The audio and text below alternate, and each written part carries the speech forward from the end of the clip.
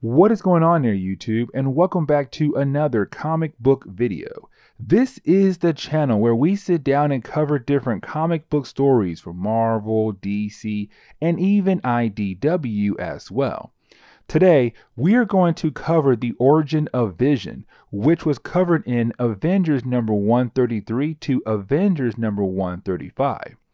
Now, this origin is kind of choppy because in these three issues, they were also covering the origin of the character Mantis, which you guys know her character from the movie Guardian of the Galaxy Volume 2. And so in these three books, they cover both the origin of both characters. The main goal of covering these books is to get y'all the origin of Vision because next month we get the WandaVision show. And so if you like today's comic book video, please leave me a like down below and also subscribe to the channel for more content to come in the near future. I do hope you enjoy. So this book picks up right after Avengers number 132, where the Avengers has spent some time in limbo. But now they're out of there and they are talking to Immortus. Now this is where things can get confusing. Immortus is another version of King the Conqueror. King is a very complex character, but in the 30th century he rules the world, except he once started his empire in the 21st century. And so he would constantly come back to fight the Avengers. But also there are different versions of him from different times that have become other people in the pages of Marvel Comics, some good and some bad. But Immortus is one of the many versions of King who traveled through time and took a different path. And we see him hand Vision and Mantis to Synchro Staff so they can learn more about their origins. The Synchro Staff teleports Vision to the year 1939, and this begins the process where we learn the origin of Vision, where we pick up with the original Human Torch, the android that was around with Captain America in the 1940s. But long story short, we see the creation of the Human Torch, where his creator, Thomas Horton, is showing him off to the world and how his powers work, where of course the people are freaking out because it is a human-looking robot on fire. And so they locked him up because it is something too powerful to have around. But when the Human Torch broke out of his prison, he thought he was a man, not an android, and could not control his powers, causing a mess in the city. But he was stopped again by water. But now for Mantis, she has to learn her origin the long way. And what I mean by the long way, I mean she and the other Avengers at the time was Iron Man, Thor, and Hawkeye had to go back in time as well. Except they had to go back 1,000,000 years in the past, where we pick up on the planet Hela, the homeworld of the Kree.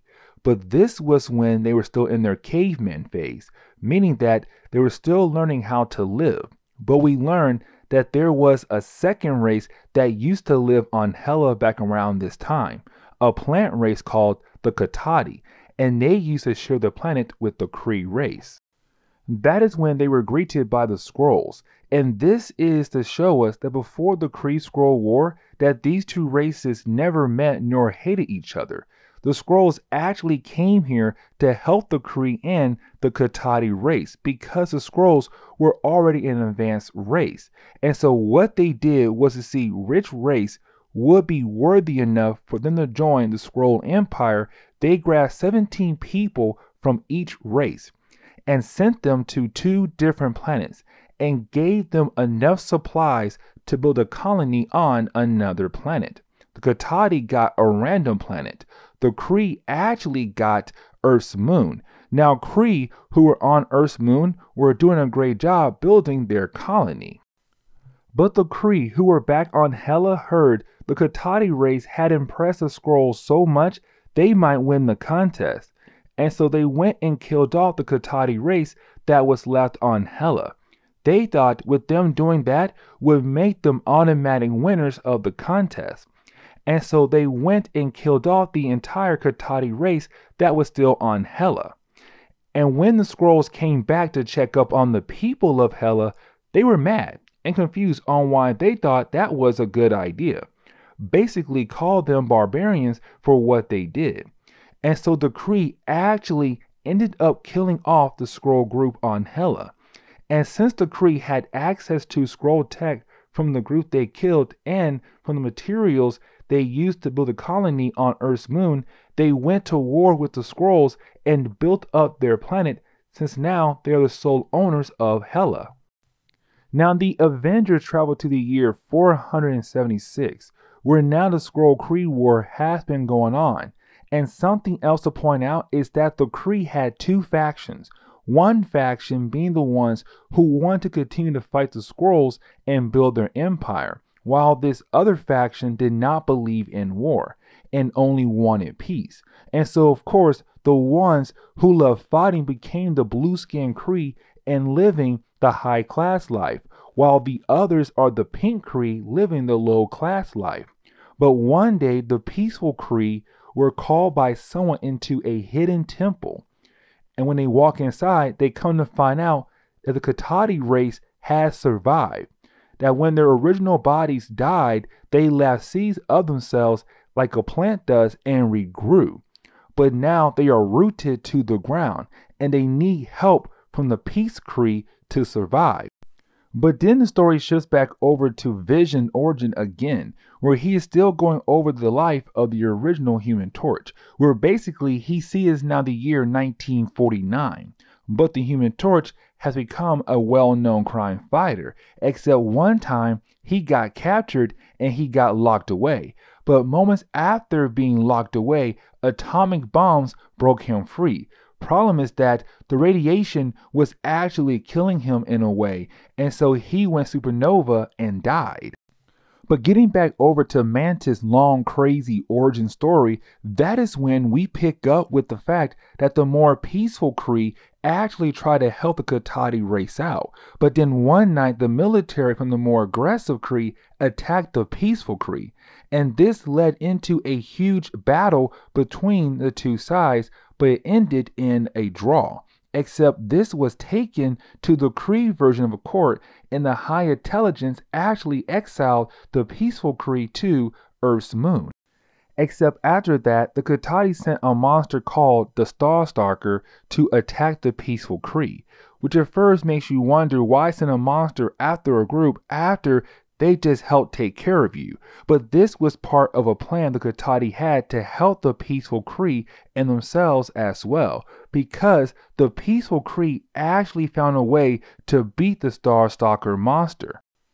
But then the story does a quick turn to another character named Moondragon, and we will learn more about her in a minute.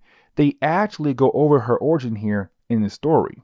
But we see her right now at the home of the Avengers because she got a call from Captain Marvel, but only Jarvis is there and the Scarlet Witch. The problem is that the Scarlet Witch is so busy training with Angela Harkness and wants to continue her training that she is flat out rude to Moondragon, fights her and wins, and then leaves to continue her training.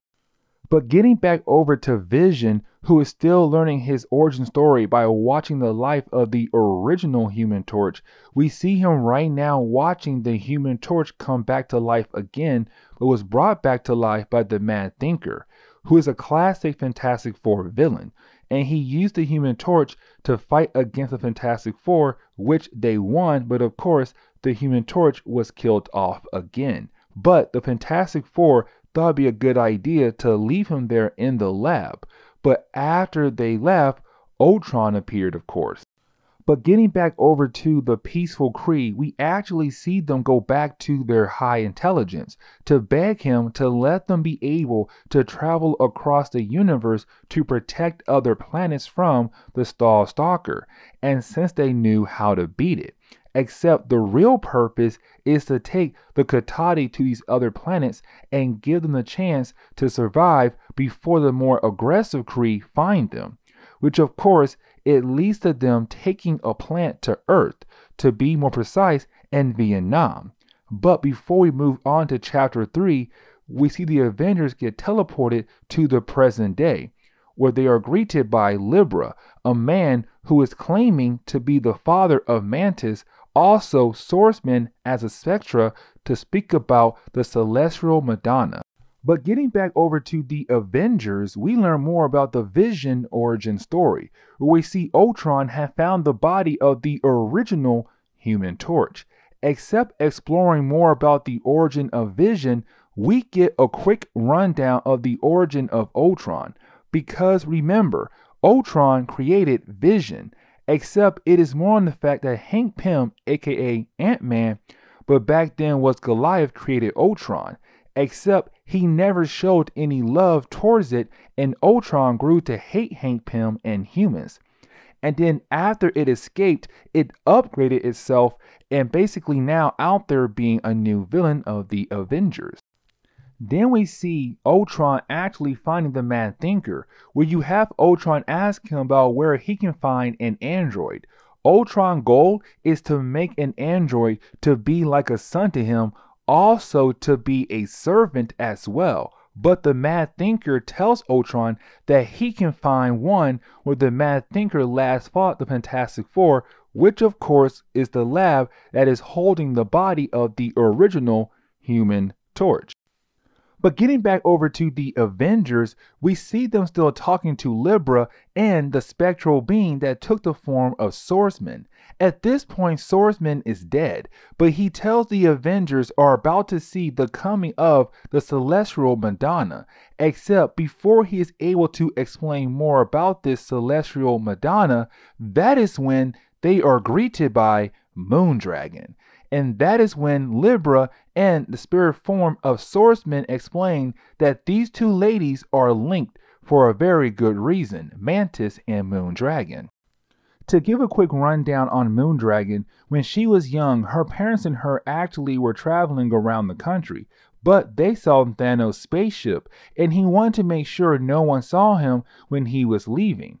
That he actually blasted Moondragon's parents' car, which of course killed them, but she survived. And Thanos' father, whose name was Mentor, aka Alars, found her and took her to the planet Titan, where she was placed in a monastery and became a high priestess. And that is when Mantis realized her origin sounds similar to hers. But then the story shifts over to Vision origin once again, except this time we learn about how Ultron could not revive the body of the original Human Torch. And so what he did was he went after the person who created the Human Torch, which was Thomas Horton. And so he forced Thomas Horton to help him fix the body of the Human Torch, but to give the Human Torch a new body, and hoping he will also give him a new personality as well. And so you see them get rid of the original Human Torch appearance, but give him the appearance of Vision. Except he still had the personality of the Human Torch.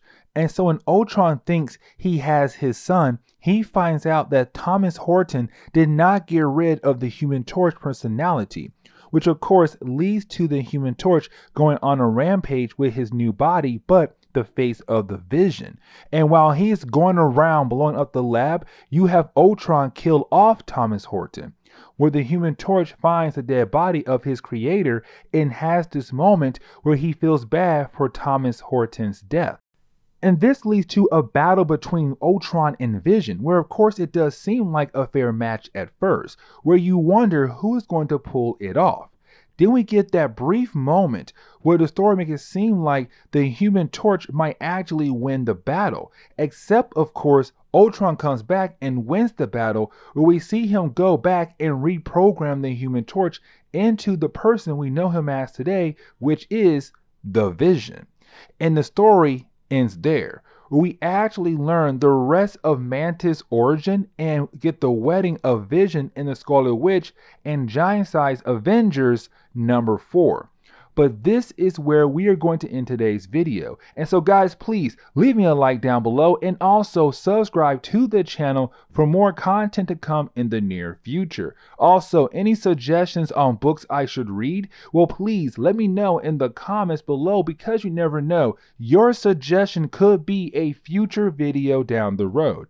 But guys, I'm out of here and I will see you on the next comic book video. Later, guys.